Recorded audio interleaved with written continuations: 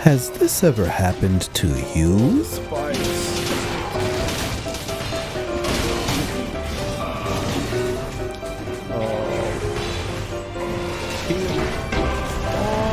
Let me heal. Oh, bastard.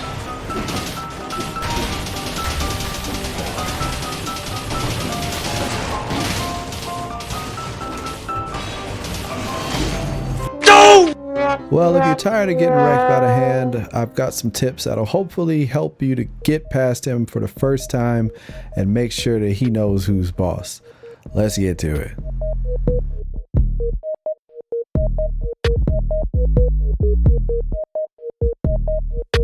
Alright, so if you're like me and you heard about Dead Cells and you've completely fallen in love with the game because it's so much fun, there's so much variety, you like the speed, the pacing, the combat, and all of that stuff, but you just can't seem to get past the hand, then you're in luck, because I was in your situation and I was struggling really hard to figure out how to get past the hand. I could not figure out what I was doing wrong. And you know, no matter what you do, it just seems like he always got your number. So here's what we're gonna do. There's a couple tips that I want to give to you guys, and hopefully they can help you out, and I'll try and share some of my experiences on what I was doing wrong and what really kind of stopped me and basically made me kill myself and make the fight way harder than it needed to be. The hand actually isn't that bad, but you know, you do have to make sure that your build and everything is set up right, and make sure that you know exactly when and how to get your heals together. And there are a couple things that you can actually put in that'll help you get things going even better. So why don't we just get started? Stack your damage. The number one thing that I can tell you when you start playing is to make sure that you have chosen what kind of weapon you feel most comfortable with. Play the game enough that you know what you like, either using a brutality or a tactics weapon, and make sure that whatever you use, it kind of works in that vein. The easier way, or one of the easiest ways, is, you know, by using double crossbow-matics, using an ice bow, and then using some kind of weapon that you know, works really well or does really high damage.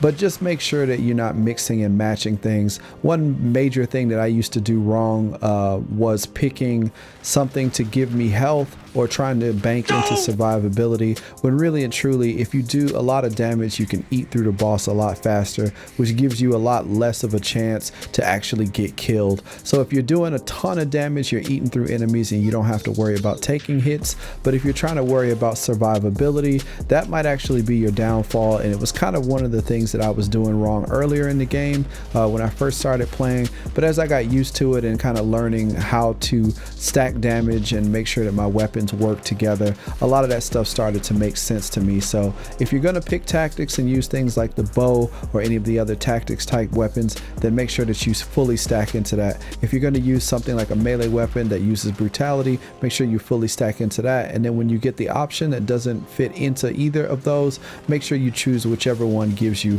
the most amount of health.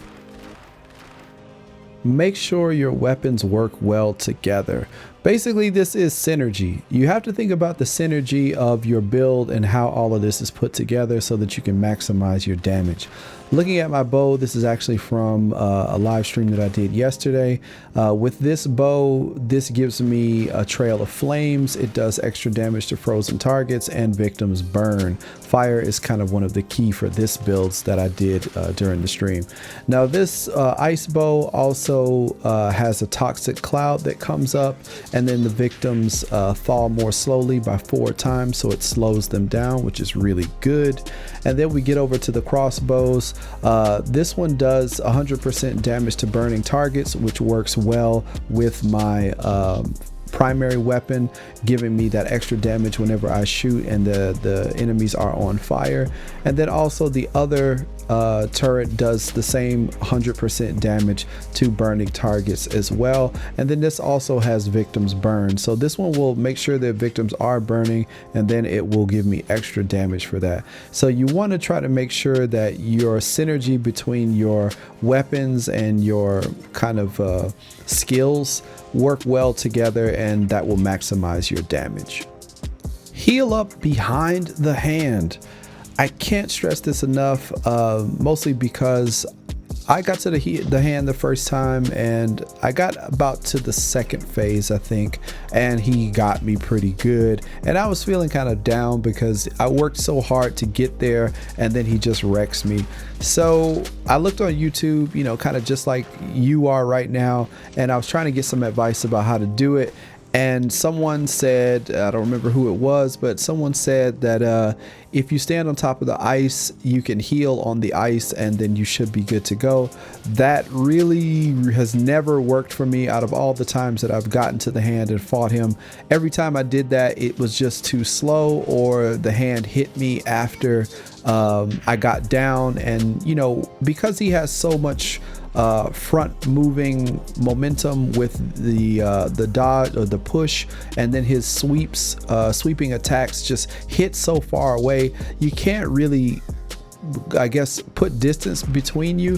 What you want to do is just stay close to him, kind of move behind him, heal up when you're behind him, and then, you know, try to finish in doing your damage or whatever. Let your turrets do the work and, you know, you should be okay, but definitely try to get behind him and then leave your turrets behind him as well to get off that damage, and just try to finish him as fast as possible. Emergency triage is a game changer. I can't say how thankful I am that again, Ty Hope's channel, he gave me this advice because it works so well for him, and I like giving credit when credit is due. Emergency triage is a mutation. It's one of the things that you'll find as you play the game.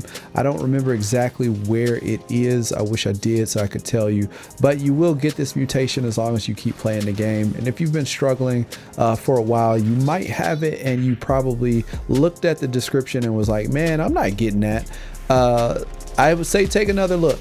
Emergency triage, basically each flask will only heal you for 45% of the maximum health, but their usage is accelerated by 300%, which means that you will get your heal a lot faster. You won't have to stand around and kind of hope for that thing to come in, and you will be fully protected for 3 seconds after using it, which means you'll have an invincibility shield for 3 seconds. You might have noticed that when I talked about rolling behind the hand to heal up, I used that mutation and I healed a whole lot faster than what you may be used to, and I had a shield around me. That will help you to burst down the boss and do a lot of damage. Use it. Take out the trash mobs. So this is, I guess, really more of a personal preference, but it is something that I thought I should mention, because if you don't keep your eye on this and you don't have a game plan for this, you may get overwhelmed in your first run, or maybe even your second or third run, just because you kind of forgot about something. So the trash mobs are the mobs of enemies that you face between his first and second phase, when he goes up into the air and he's invincible like now. 2 sets of enemies are going to show up. What I would say is make sure that you try to work on that elite as soon as possible.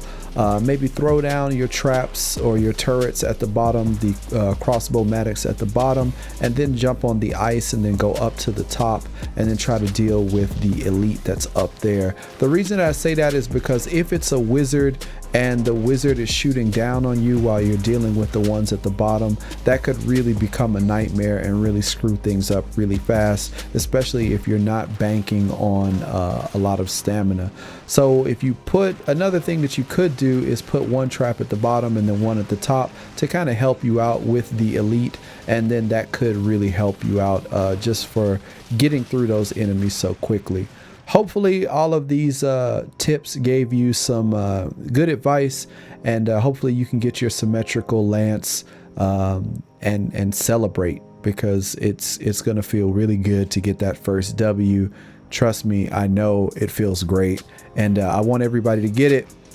So if you have any questions or comments, leave them down in the comment section below. I hope you found this video helpful, and yeah, thank you to everybody who's helped out, and good luck to everyone who's still trying. I wish you all the best of luck.